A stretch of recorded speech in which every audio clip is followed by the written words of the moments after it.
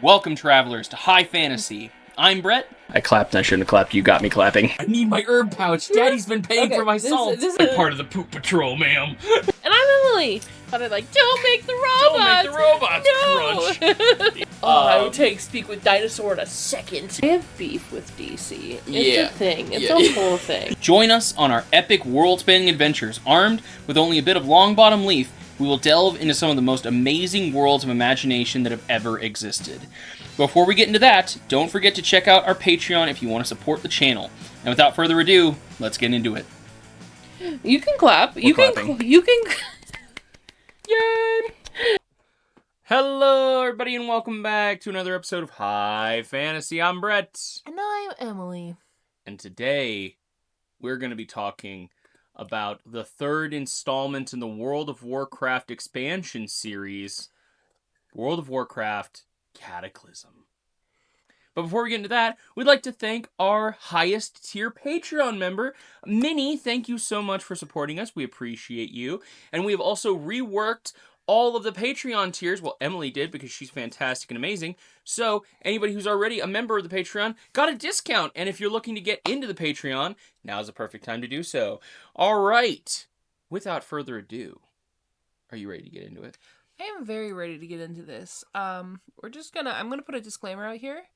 Brett just showed me the trailer for both Wrath of the Lich King from last episode. If you want to hear more about that, go to the previous episode.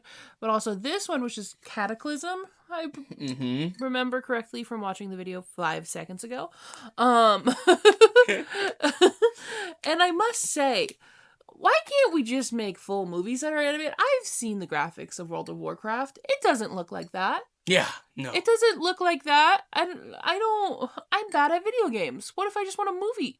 Could you just give me a movie version of the story that looks like that? Because that was epic. Yeah, No offense, World of Warcraft. I'm sure your game is incredibly fun to play and very cool. But give me a movie. For the non-video game people, give me a movie, please. Yeah, it's wild because, so that's the first cinematic, right? That's the opening. That was the big one. Before the game came out and all that, that was the one we got as the teaser. Yeah. Well, then, throughout the game, as you play through that expansion, there's, anywhere from 4 to 5 additional cinematics that you'll get to see and kind of witness.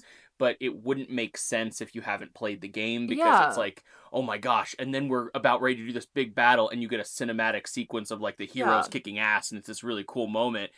But unless you knew what was happening up to that point, it was like, you can't just put the cinematics together and make it seem. But why movies aren't animated in that way? No, that's because that 2-minute and 33-second video probably cost them so much money to make it. And I want them to do more. And make me another one, but make it an hour and a half. It can be a short movie, but I want a movie. Thank you. Could you imagine episodic? Yeah, a series of this would be wild. Literally, each expansion is a new season. World of Warcraft, hit us up. Oh, that would we got ideas. That would be amazing. You don't have to do it in that animation style. That probably costs a lot of money. But you can do it in a cool animation style. Yeah. That would still be epic. Because that's epic. That's epic. And you gave me 5 seconds of it. Right? It's great at getting the hype up, right? You get interested, you get excited. And it really whets your appetite to play the game. You're like, oh my gosh, that's a big old dragon. Yeah. Now we're going to talk a lot about this, but there's going to be things that I don't mention, things that I kind of brush over because there's so much story with this. For sure. But because of that, we're going to be able to go into more in-depth topic and kind of talk more about things. Tell me. Get it started. So this is the third expansion for World of Warcraft. We had Burning Crusade, Wrath of the Lich King, and now we have Cataclysm. Now, in both of the previous expansions, we visited new areas, new locations, new continents, the continent of Northrend, Outlands, all this stuff. Mm-hmm. Well, this is going to be the first time that doesn't happen. Oh, okay. But do you know when World of Warcraft Cataclysm came out? Was first released? When was World of Warcraft released in general? I believe they just celebrated their like 25th or 26th year anniversary, something along those lines. So the year 2000, it's the third expansion. There's like 300 expansions. 300 expansions. Wow. I'm going to say 2006. 2010. Dang. Okay. So this was 16 years ago that this expansion came out. Cool. On December 7th. So, like, get great for Christmas vibes. I was 12. It was They know when to release this, when people are getting their Christmas presents. They know what they're doing. Now, for the very first time, again, ever, we saw the level cap jump from level 80 to level 85. Now, this was really weird because normally they did a 10-level jump. Yeah. They did a 5-level jump for Cataclysm. People were like, what the hell? This is ridiculous. Like, I only get to level up 5 times? This is wild. That's crazy. But because of this, it took you twice as long to level. It was a bigger, like, the zones, instead of being level, 71 to 73, it was level 80, level 81, level 82. Yeah. Like, that was kind of the idea. But what they wanted to do a revamp of the world. So just for all those people who might need a little bit of a refresher or a rejog of their memory, Azeroth is made up of 2 continents. Eastern Kingdoms and Kalimdor. Now the Horde and the Alliance make their homes here. Yeah. On these continents. Now there's lots of places to go and visit on these continents, but there are 2. Now, up to this point, we couldn't fly in Eastern Kingdoms or Kalimdor. You could only fly in Outlands and Northrend. Okay. Well, with the expansion for Cataclysm, they decided to rework all their original art. And you can fly everywhere now.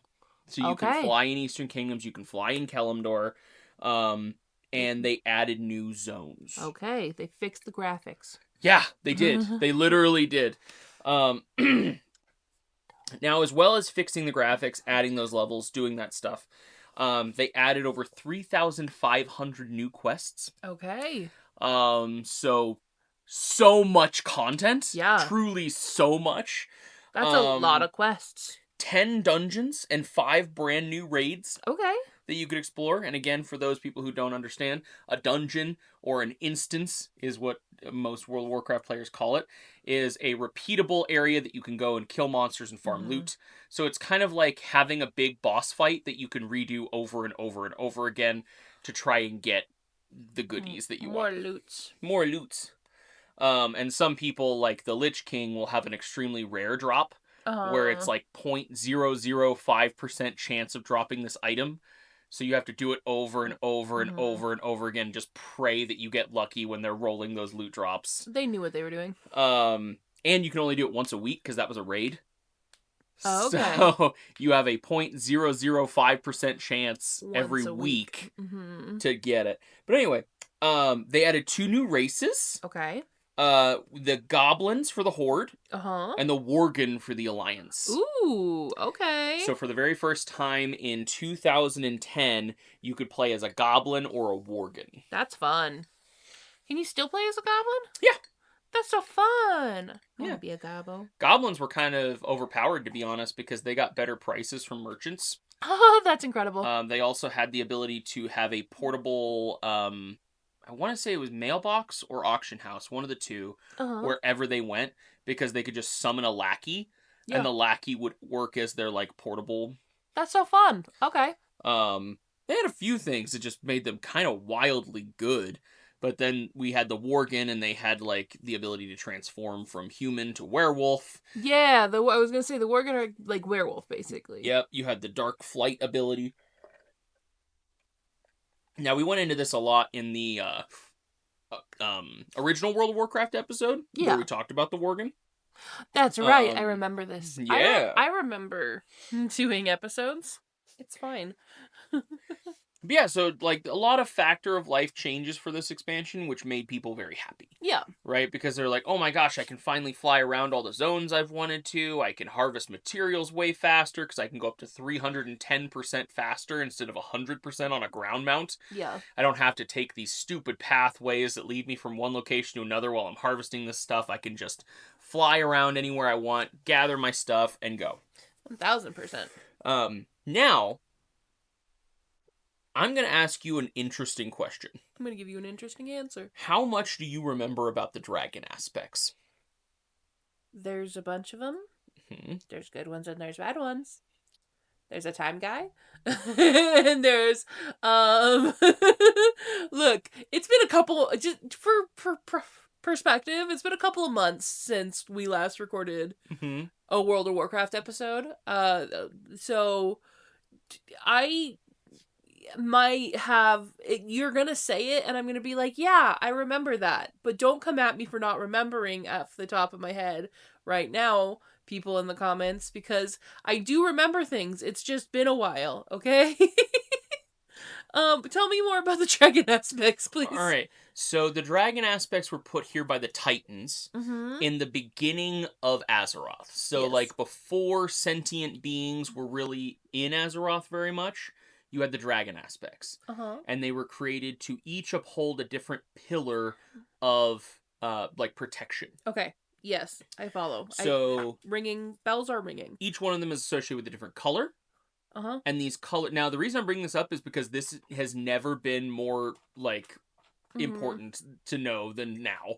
Yeah. Because I'm right. There is like a time one, right? Yes. Is that Malagos, or am I fully? Nope. That's fully you wrong. You did get one right, though. Oh, okay, like, cool. There is one named Malagos. Okay, cool. So there are different colors, and the different colors are called flights. Okay. So there is the red dragon flight. There's the blue dragon flight, so on and so forth. Each one of them is headed up by one of the aspects. Okay. So they have like a big daddy, and then they have the rest of them. And that's not to say they're not powerful, because I want you to remember that all of these are dragons. Yeah, dragons. So dragon's gonna dragon. Dragon is gonna frickin' dragon. And there's whelplings, you know? I'm just gonna list World of Warcraft dragons that I know of, and you're gonna tell me which one's the time one, because it's gonna kill me if I don't remember the time one. Okay. It's not Malagos. I know it's not Onyxia. Nope. Sindragosa? Nope. You did actually just see Sindragosa when we watched. So that was Sindragosa. I was trying to figure out which dragon it was. Yeah. Was it in the Wrath of the Lich King one, or was that in the Cataclysm one? So that was the Wrath of the Lich King that you saw. The undead dragon. So the undead dragon is Sindragosa. There was also a dragon in Cataclysm, though. Yes.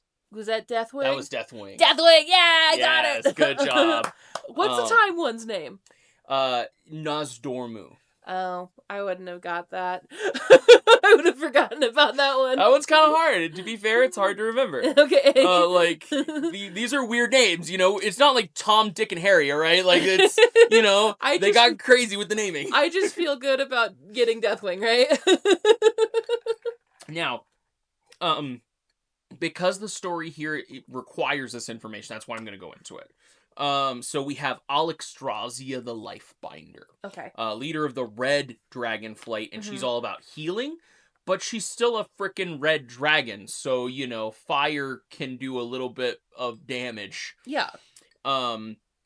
Then we have Nozdormu, who is the leader of the Bronze Dragon Flight, and they deal with time magic and the time ways, and they are kind of the police of the time ways. So they make sure that nobody's fucking with time when they shouldn't be. And that's Nozdormu's whole reason for existence. Malagos, which is the one you remembered, is leader of the Blue Dragon Flight, and they rule over arcane lore and knowledge, so they're all about magic. Okay.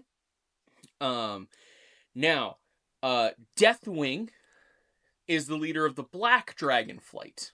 Okay. Originally Neltharion, the Earth Warden. Oh. Now, spicy meatball. When the dragons were being made, they were all made for a reason.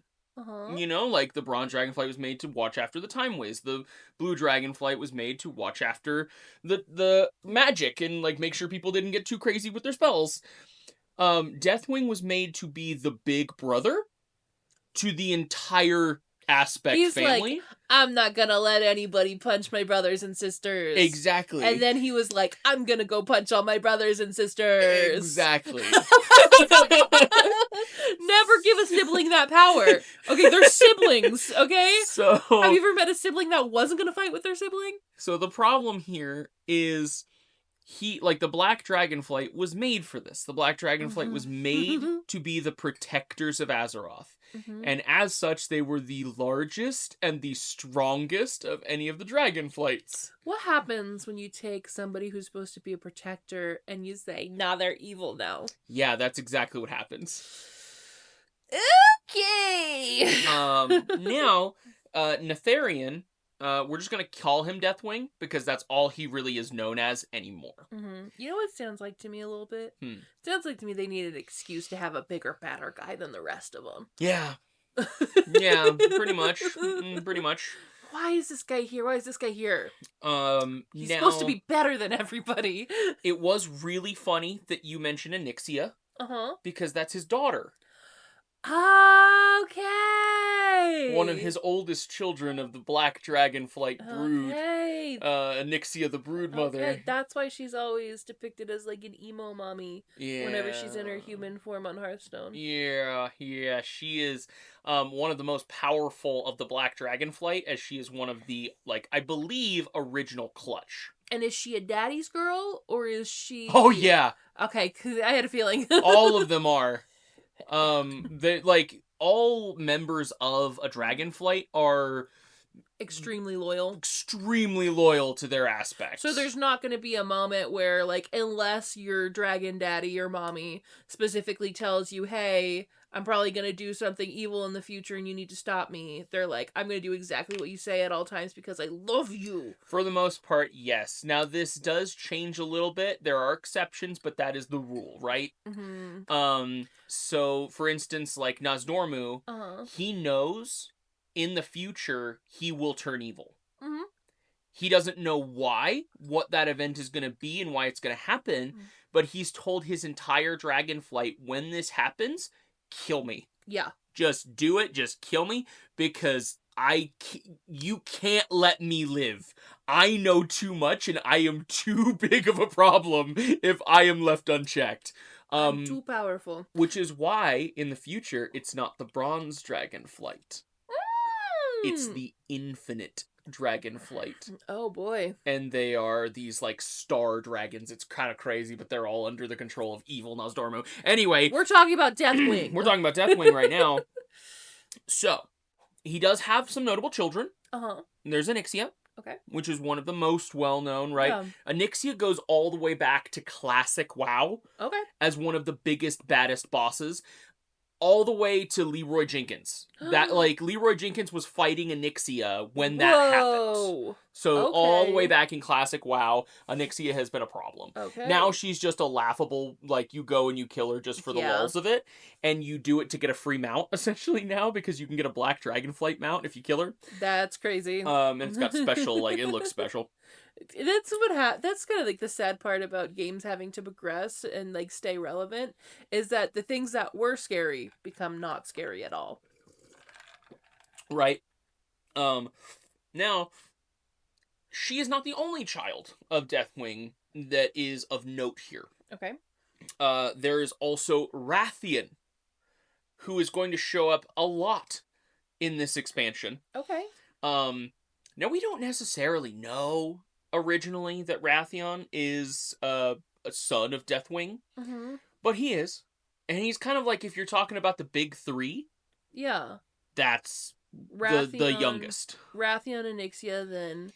So Rathian is the youngest. Oh, no, I meant Deathwing, Anixia, then Rathian. I was trying to remember the name Deathwing's Rathian, the biggest so I said one. it. Yeah, Deathwing's the biggest one, right? He's the head aspect. And his three kids in this order are Netherian, not Naltherian, it's Netherian, like Nefarian, Yeah, so... like nefarious. Sorry, Nefarian, not Naltharian. Nefarian, Nefarian. like Okay. nefarious. I get it, but I'm trying to now put together who that is, because I don't think you told me that I have one. not, but we're gonna get into him in just a second too. So we have him as the oldest, Okay. then Onyxia, Okay. and then Rathian. Okay. So Nefarian Uh-huh. carved out a whole mountain as his like domain called Blackrock Spire. Pretty good layer name. Pretty good layer name. And he just kind of crushed a bunch of people under his boots Uh-huh. because he's a dragon. Yeah. And, you know, not many people could stand up against him. So he has armies of people at his disposal. And his original idea was like typical dragon idea, gonna conquer the world kind of thing. Yeah. He had ambitions of grandeur for sure. But Onyxia was, and he was gonna do it. He was like, "See, be proud of me, Dad. I've delivered all of these people to the Black Dragonflight. Like I've done what we were supposed to, and I've put them to heal, and now we can protect them."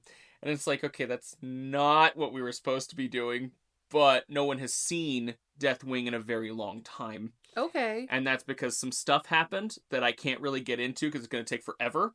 Okay. But he went from being the Earth Warden to Deathwing in this time. Okay, so this is when he had his Big Daddy Emo villain. phase, yeah. Where are you? And he got trapped in another plane of existence. Okay, and this is when he becomes evil. And so his children were left with no one to tell them what to do. And so his kid was like, I'm gonna gather people. I'm gonna hoard the peeps.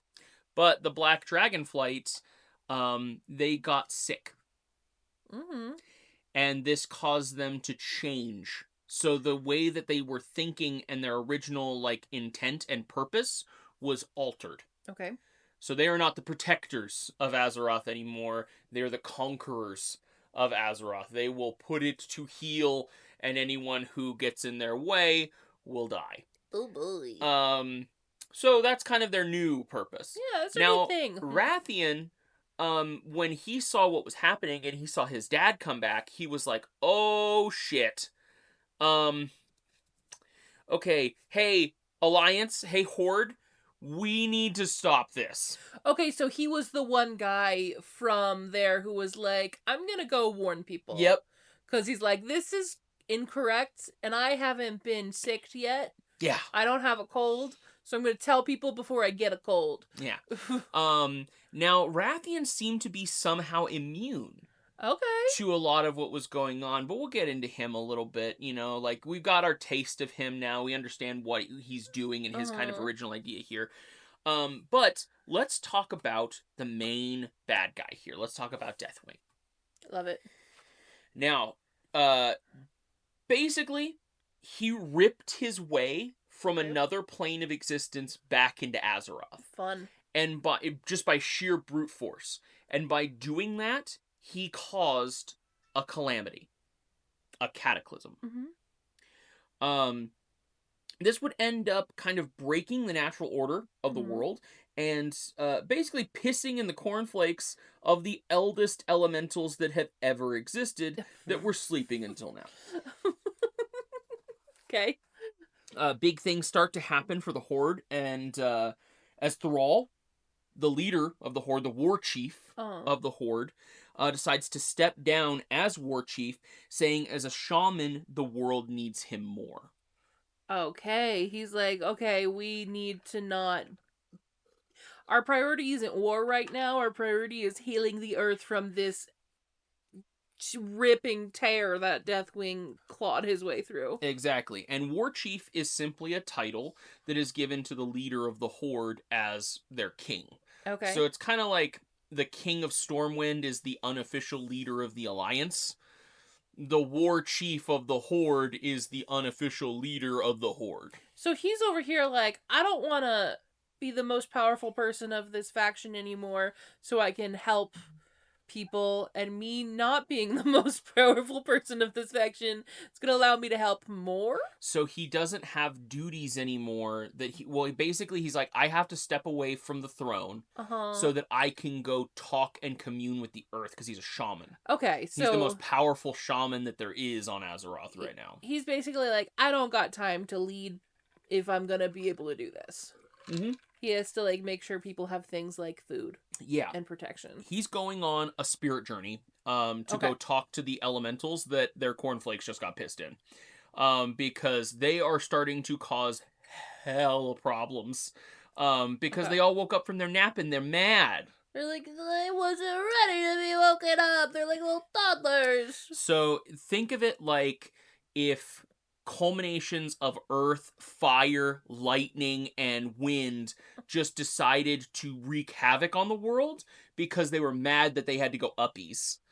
So that's exactly hilarious. What's happening right now. And Thrall is like, I need to talk to your dads because this is bad. And we need to get you back asleep soon. Okay, we need to talk to the daycare and get these toddlers down for their nappies and they were like, who do we talk to? And Thrall's the only one with a cell phone to the daycare. So he's like, but while I'm on the phone, I can't be doing this other shit. A daycare of 5 billion children was just let loose onto the world. Yeah. And they have elemental powers. Yeah, it's real bad. It's real bad. Sorry, guys, I gotta go call some dads. Some dads and some moms to fix this. Now, Thrall would put Garrosh Hellscream in charge as the new war chief of the Horde. That's a metal name. Just gotta say that. Pretty fucking cool, right? It's pretty metal. Now, he is a Mock Gorach orc, which means he did not drink the demon blood to become a green orc. He's a brown orc. Okay. From Outlands. Okay. And the son you spitting on me, but okay. Yeah, the son of one of Thrall's oldest friends, who was also from the Hellscream family. Now his first act as war chief was to put on a pair of sunglasses and start violently yelling racial slurs at the Alliance until he turned blue. He was so racist. He's gonna be a huge problem now, and it's gonna become a bigger problem later. To the point that the Horde players are actively like, why did you leave this asshole in charge? Even the Horde's like, could we not? What were you thinking? Could we not have this guy, please? We don't like this guy. Now, the thing about Garrosh is he is a supremacist. Okay. So he fully believes that orcs are the master race. Why do we leave this guy in charge? You seem pretty chill, Thrall. Because as a fighter, he was fine. As a soldier, it wasn't that big of a deal. Yeah, but soldiers aren't leaders. Exactly. So Thrall left this guy in charge, and I'm not even gonna try to make an argument because this was just dumb. This was a bad decision. Thrall, I want to think you're smarter than this. So dragons show up. Blizzard, I'm looking at you. You made that decision. The world breaks. Cool. Time to go grab some more land. Is now what the Horde are doing. Yeah. Because everything's in an uproar, and Garrosh is the new war chief, and so he's like, time to expand my borders forcefully. Hey, it's called World of Warcraft. If war wasn't happening, then what would it be? You'd have to call it something different. And then slurs. All right. Okay. Cool. We're back on track. Sweet. So we're warring again. It's great, you guys. We're warring again. Now a lot is gonna happen here. And again, I'm gonna go into a little bit of it, but there's a lot. So Garrosh is in open, active war with the Alliance. Thrall actively spoke out against war with the Alliance. He did not want to do that. Yeah. And he was trying to be peaceful. Now, there's problems that are gonna, pop up, and as the war chief, that's your job to deal with that. Yeah. but Garrosh was just like cracks knuckles, looks over at, really nice green patch of land over there. So he sends his orcs to start deforesting the Night Elf forests. Oh, cool. And the Horde to, do that because they're all under his leadership now. And this is where we're gonna start to see the beginnings of the racism of Garrosh. And it's real bad.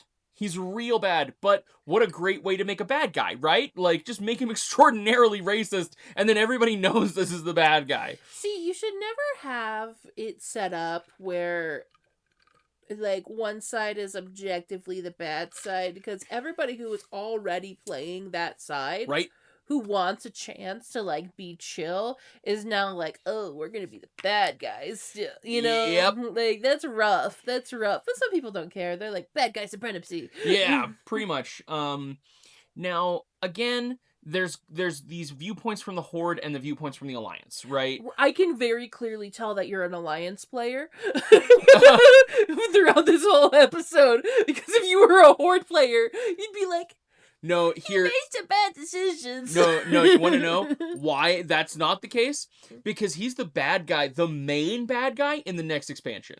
Oh, so he's just straight He's straight up the worst. And he's not even just in the next expansion. He will be used again in the next expansion, again as the bad guy. So do Horde players have to, like, follow his lead? Yeah. Or, so if you're playing the Horde, you have to... But don't worry. We'll get into that. Oh, okay. Well, that's next episodes, apparently, because those are the next expansions. We're talking about Deathwing right now. So we have Deathwing on the loose. Okay. He's actively out causing mayhem and havoc and trouble, right? Mm-hmm. We have a metric buttload of elementals ravaging the once peaceful area that we were in, right? Okay. Like, farmers are getting wrecked by flaming tornadoes. Like, it's this big problem. Okay. And so Thrall's going out to deal with that, Everybody's worried about Deathwing. Uh-huh. And now the Horde and the Alliance are actively at war because Garrosh is being a little shitstick. No one can contest this. If you think Garrosh was right in the things that he did, you need to look in the mirror and ask yourself some hard questions. All right?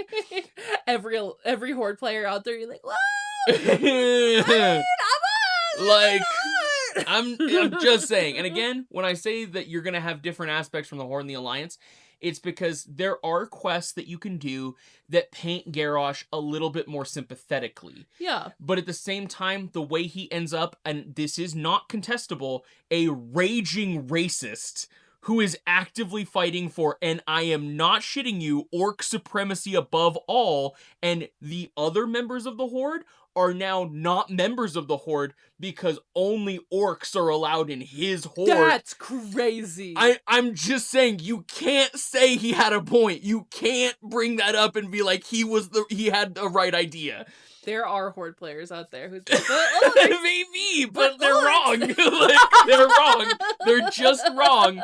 So that's like, crazy. Remember when I brought up that the orcs kind of headed this attack into Azeroth, and they tried to take the lands forcefully from the Alliance, which kind of started this whole, the Horde are the bad guys, the Alliance are the good guys, but now we're generations down the line and it's not that black and white anymore? No, it's like, the Horde's pretty chill. They're like, okay, we took what we wanted and then we're sharing now. Garrosh was raised by his super racist grandfather who was just like, we should have won the war. Like, that was his whole point here, was like, he fully believed that the orcs coming over and trying to take over Azeroth by force was a good thing.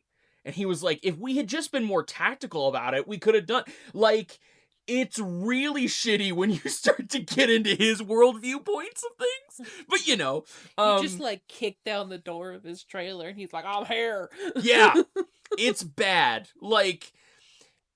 It's rough. It's rough. We're not going to get too much further into it because, again, it's rough. He's the bad guy. Everybody, he's the bad guy. He's the bad guy in 2 more expansions after this, so just remember that. We'll talk about him more in the next episode. We will. And it's not going to get better for the Horde Because if you're a Horde player, we're sorry that they did this to you. This is Blizzard's fault. it's so rough. This is Blizzard's fault, and we're sorry that you were victimized by Blizzard. In the expansion after we're done with Garrosh, the next leader of the Horde becomes the main bad guy. So, it becomes a big problem. It becomes a bit of a big problem. But so we have, Garrosh just basically looking at this, a time when we should all be coming together to fight the giant dragon that is breaking the world. Mm-hmm. And he's like, nah. Nah.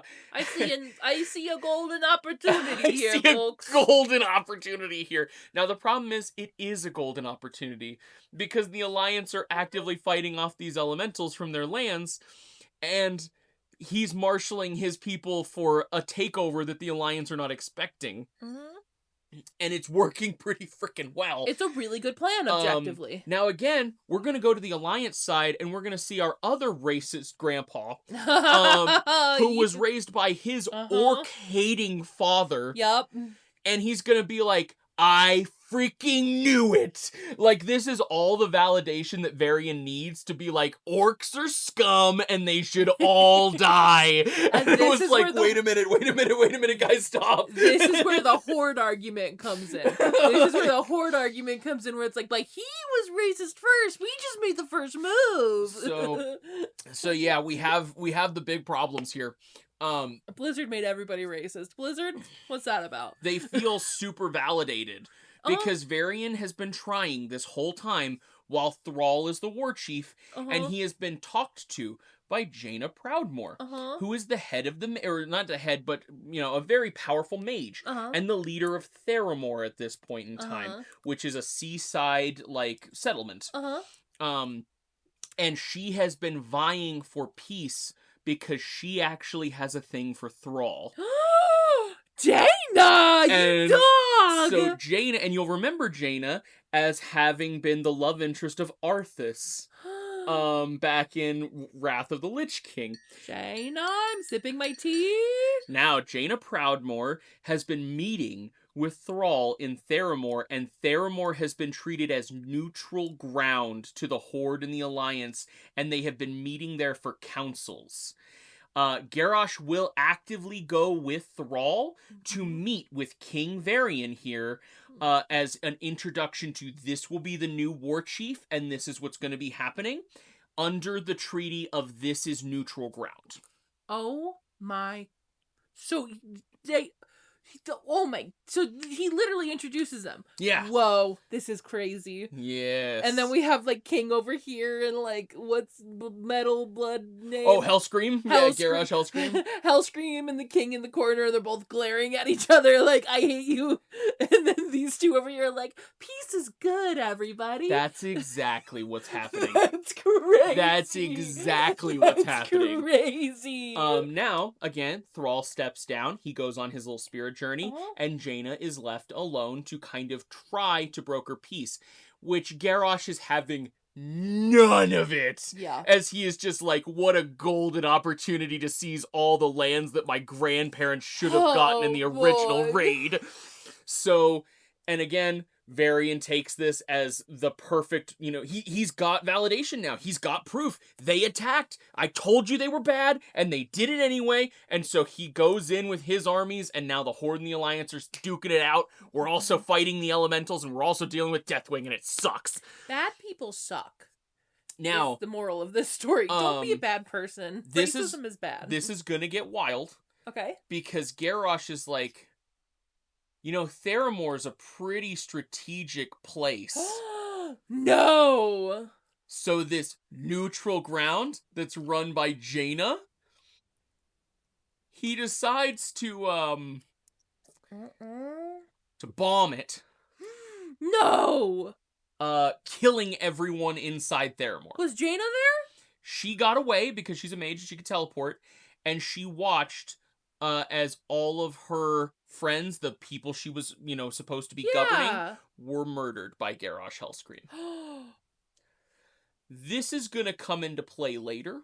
Oh, God. But we have Jaina, who was a neutral party, She's not neutral no more. She is so not neutral anymore. There's nothing neutral about that party There no is more. nothing neutral about Jaina anymore. She is so ready to nuke the shit out of Garrosh, and we're gonna get into that in a minute. Mages be magin. Mages be magin. But there's not enough problems on our plate, so let's add one more. Oh my gosh. Seeing a power vacuum, the Zandalari trolls said, OMG, let's get the band back together. And they retook their old murder temples. Okay. Blizzard really said this world was getting too peaceful.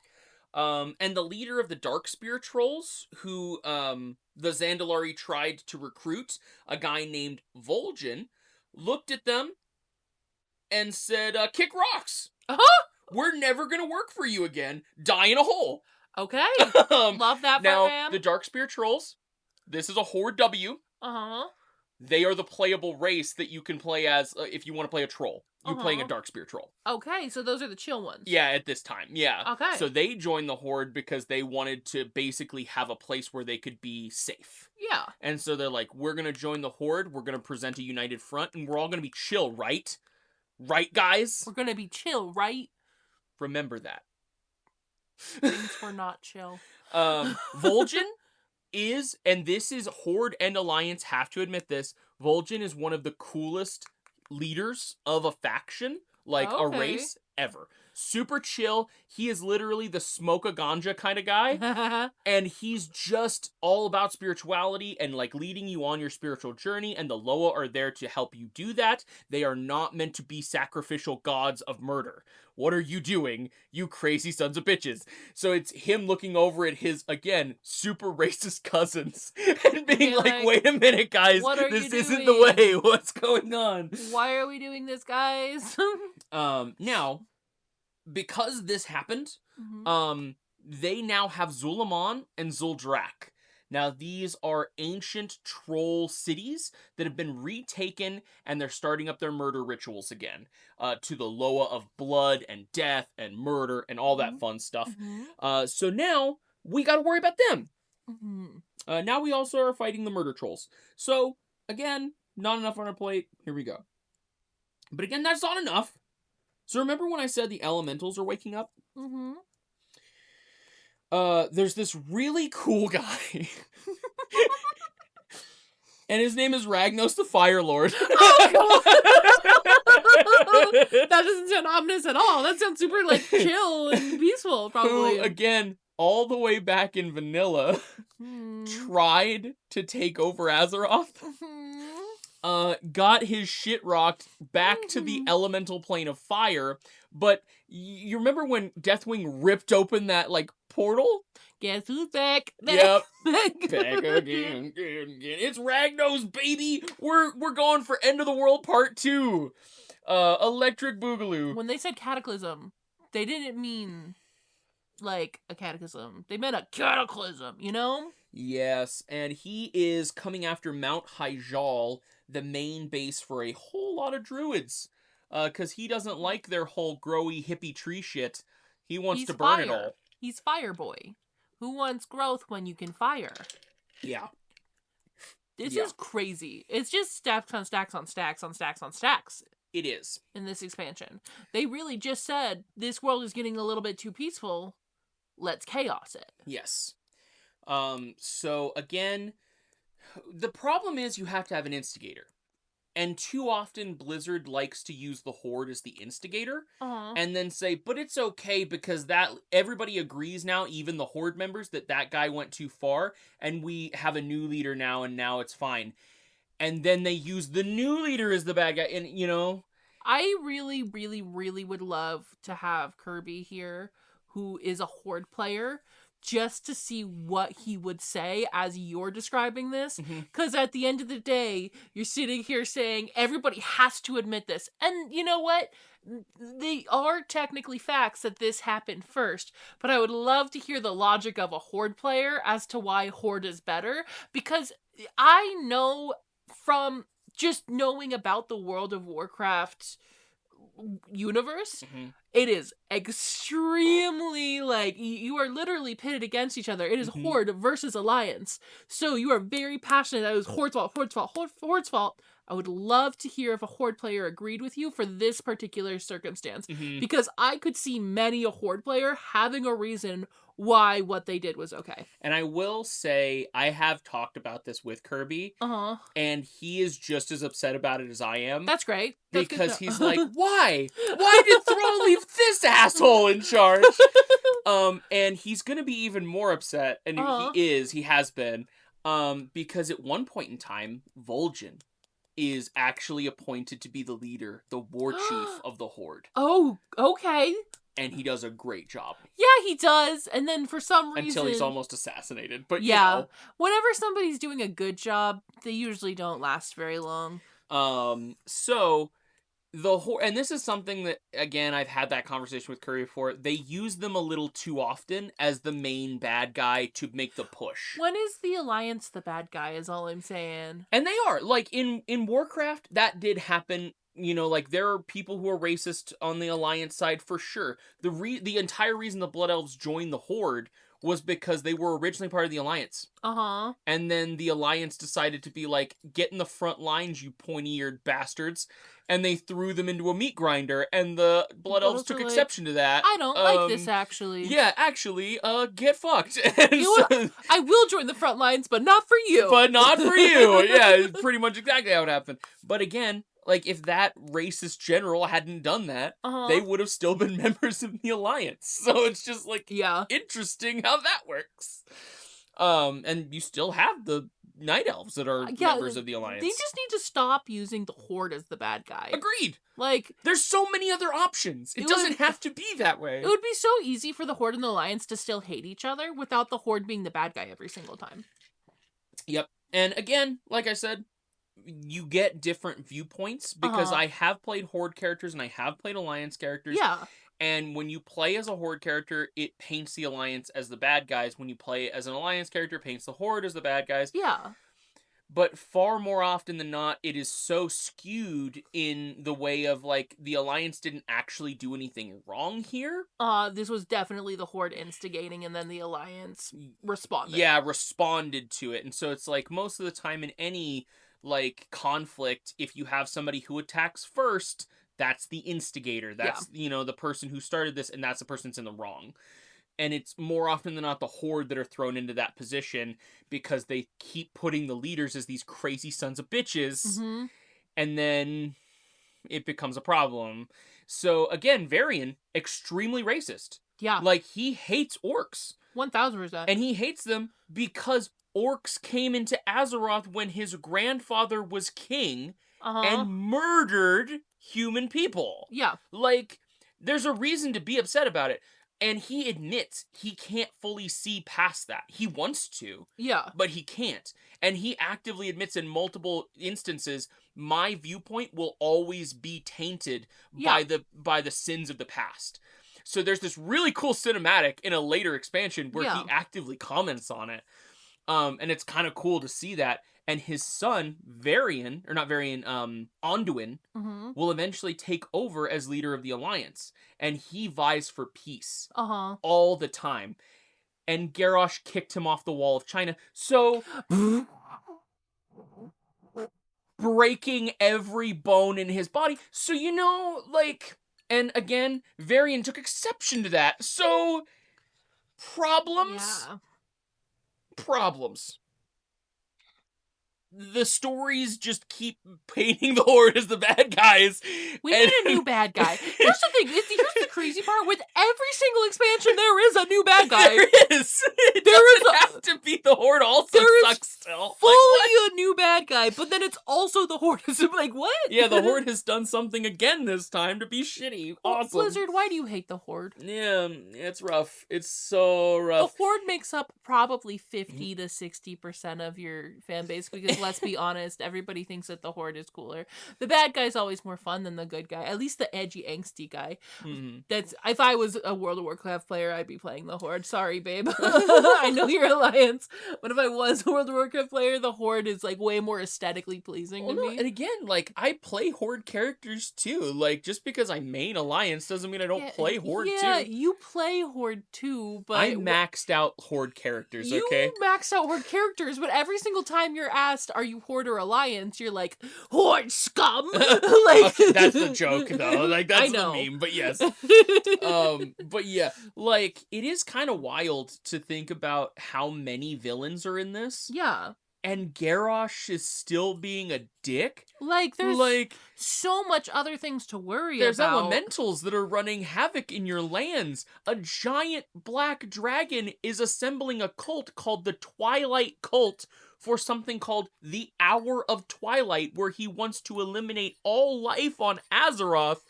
And you're getting into land discrepancies Like, here? do we really need 3,500 extra quests?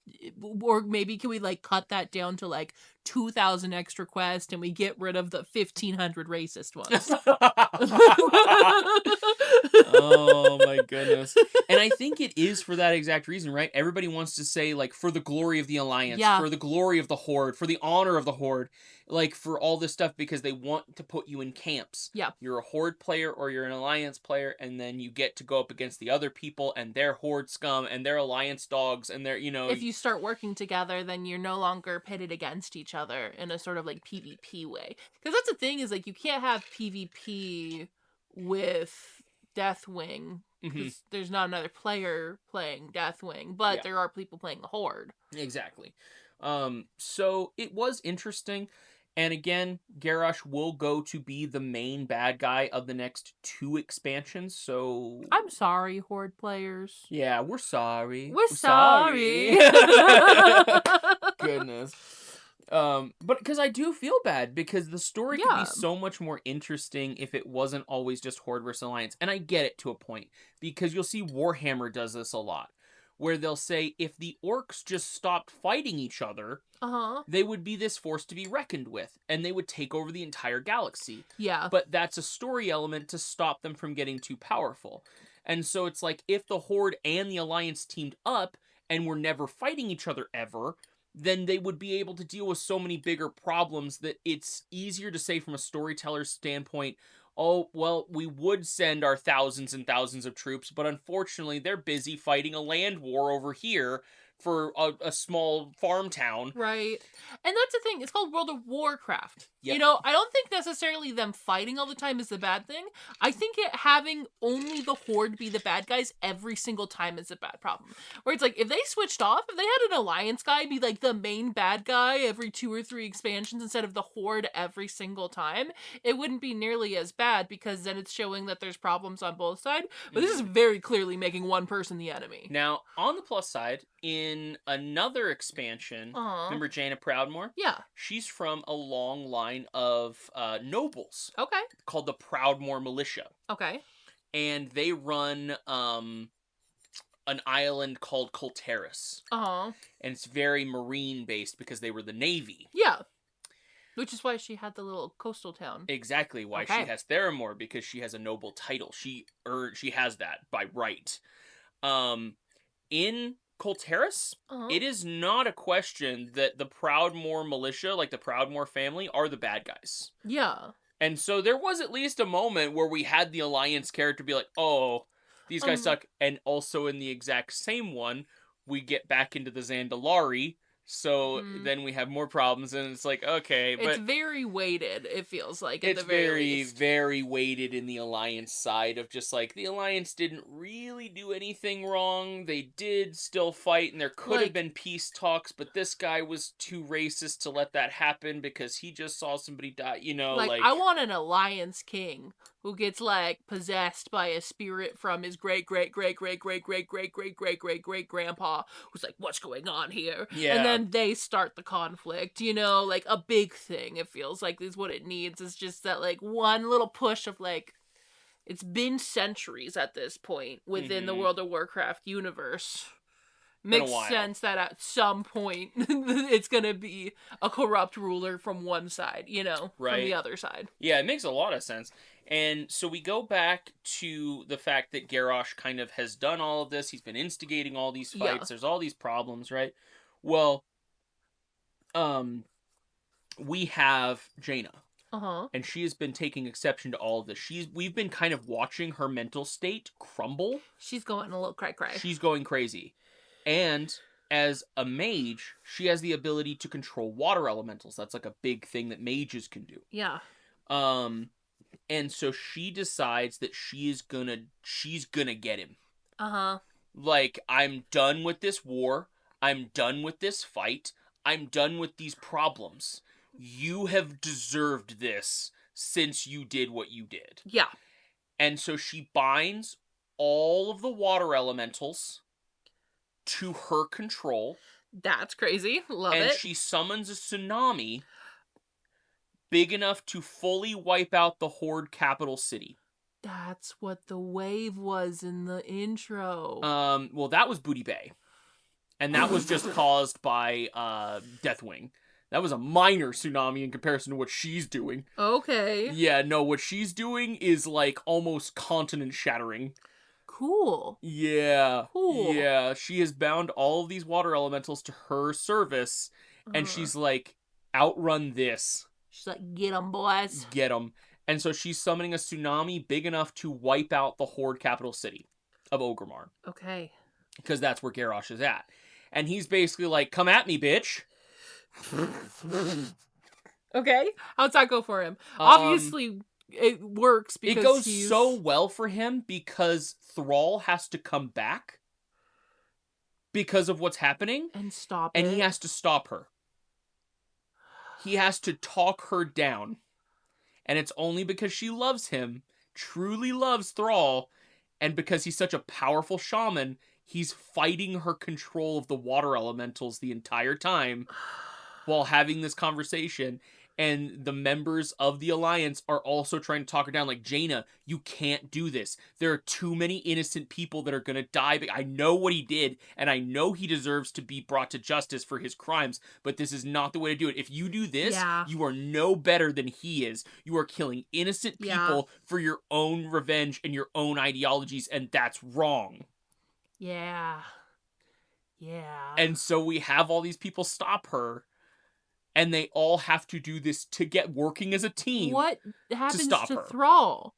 Because he came back for this. Is he going to thwap his war chief upside the head? No. No, that won't happen until the next expansion. Yeah. So he has to come back and talk Jaina down because his temporarily assigned war chief did something stupid, and his war chief doesn't even get a slap on the wrist. No, because now we have to go to the Maelstrom and deal with Deathwing. Oh, right. Everything's happening right now. Mm-hmm. Oh, cool. It's all got to be dealt with. All got to be dealt with right now. There's bigger fish to fry, and then we can deal with Garrosh and his problems. Okay. Well, I suppose at least we didn't forget about it. We're just busy. So, we have something called the Dragon Soul, a weapon that was forged a long time ago and lost to the annals of history. Now, this is the only weapon strong enough to stop Deathwing, and it has to be wielded by all of the aspects together. Oh, wow. In order to stop him. So we literally have a put your power rings together, kids moment. Voltron. But we gotta get the damn thing first. Uh-huh. And it was lost a long time ago and no one knows where it is. But luckily, we have the leader of the Bronze Dragonflight on our side, Nozdormu, and he's like, it was lost to time, and luckily, time is my specialty. Time boy! So, Time boy's here! You go back in time. That's crazy. And Deathwing is like, oh, I can play that game. Not good! Because there's other people that can mess with the time stream too, Nozdormu. Not good! Not good! So we get in this epic fight against Deathwing. This is where we're going to kill him. Time battle. This is the final fight. We manage to get it. They powers of friendship unite, and we zap Deathwing, and we win. But that will end World of Warcraft Cataclysm. And I skipped a lot of shit. I abbreviated so much stuff to make this happen. You don't even know the amount of lore that I have skipped to make this an Mhm. hour-long series. Mm-hmm. But, Mm-hmm. you know, and we're going to go a little bit over, and that's okay, because I have a few more things to discuss. But just this Mm-hmm. already, to kind of word vomit all this out, has taken a while. Yeah. So, I want to get into a few numbers. Okay. Numbers, math. This game sold 3.3 million copies in the first day. That's crazy. The very first day that this expansion came out, 3.3 million. That's crazy. In the first month that it was out, 4.7 million copies were sold.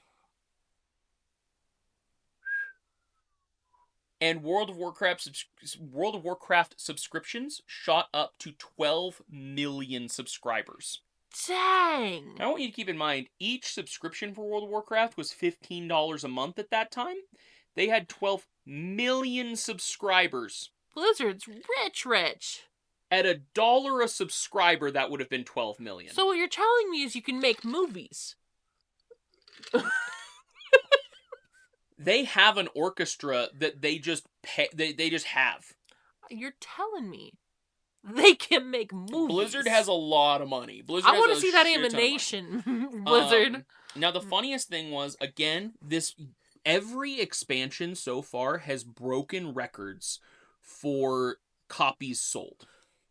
That makes sense. For a video game in the first day and the first month. Uh-huh. Every expansion.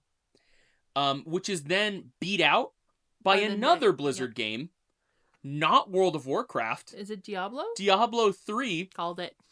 Which, when it came out, shattered the numbers of Cataclysm. Almost doubling. Dang, okay. The original. So again, the same company. So what I'm hearing is, give me an animated movie. That was really cool. What I saw in your little hinky dinky little trailer.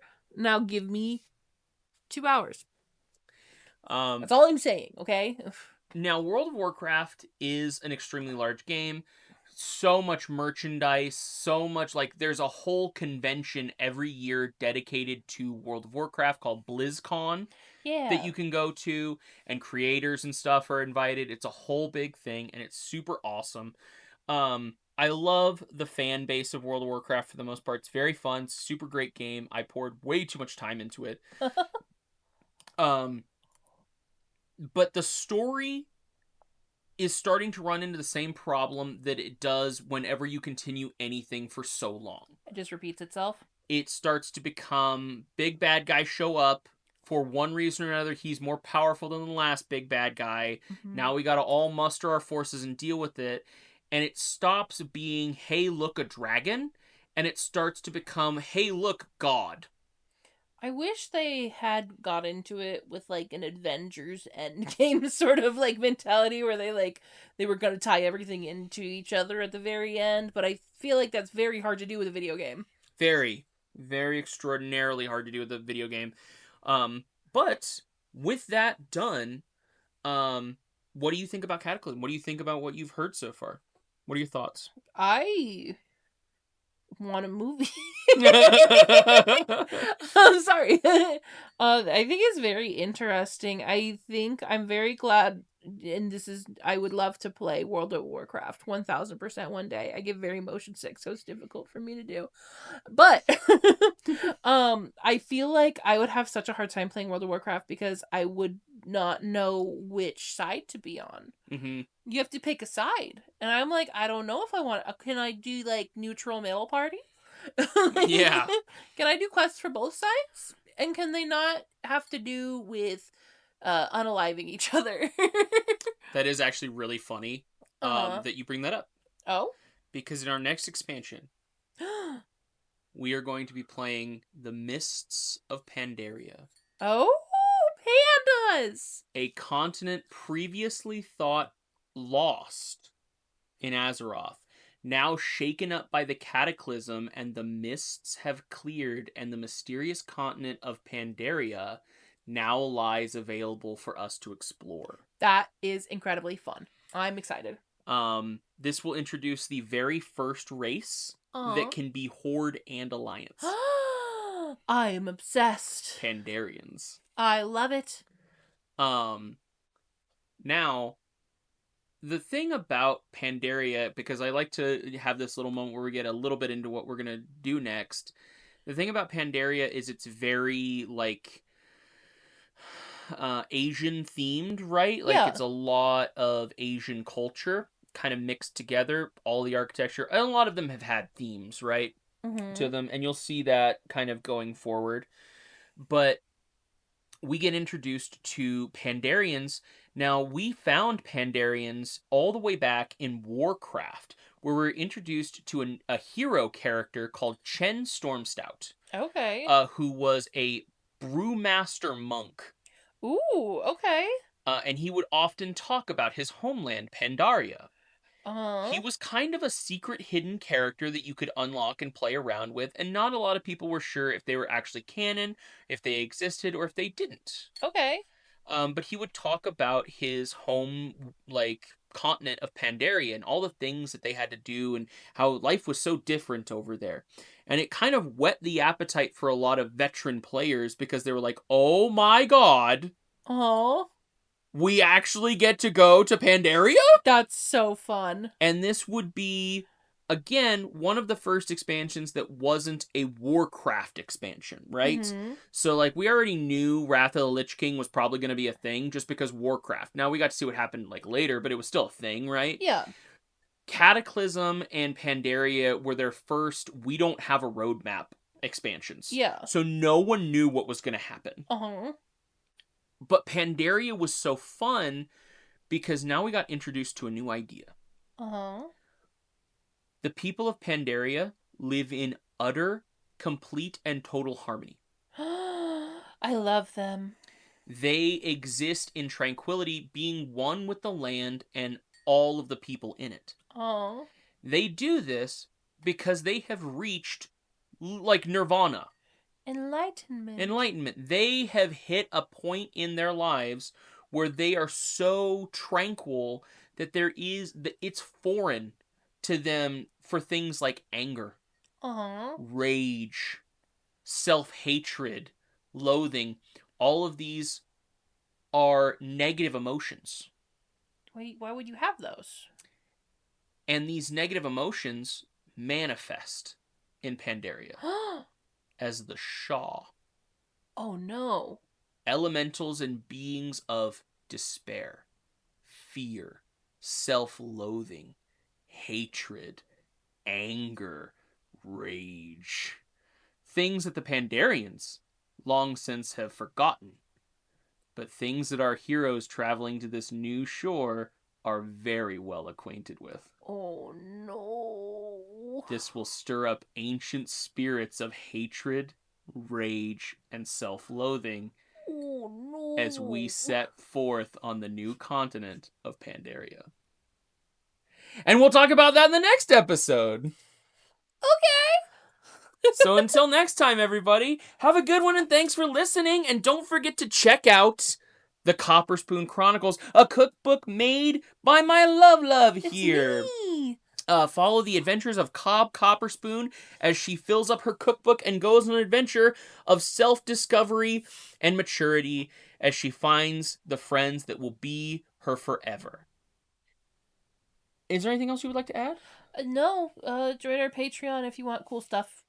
Yes, you get access to these episodes a whole week earlier, right? Yeah, and a bunch of other stuff too. And a bunch of other stuff. So please, if you would like to support us in another way, do go check out the Patreon, where it's just been reworked and there's a bunch of new fun stuff. And until next time, goodbye, merry Bye. travelers!